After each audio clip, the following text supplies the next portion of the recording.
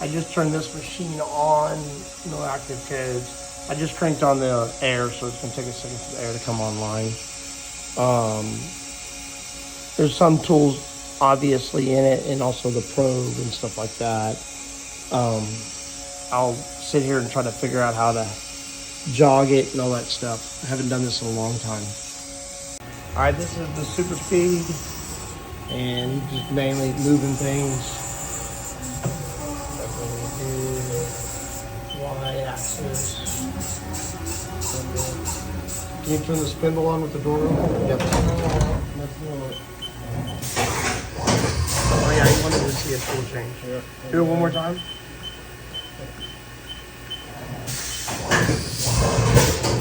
Damn, that's fast. Yeah.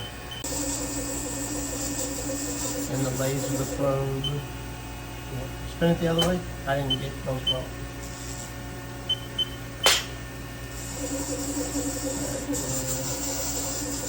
Got to clean this machine in. Perfect.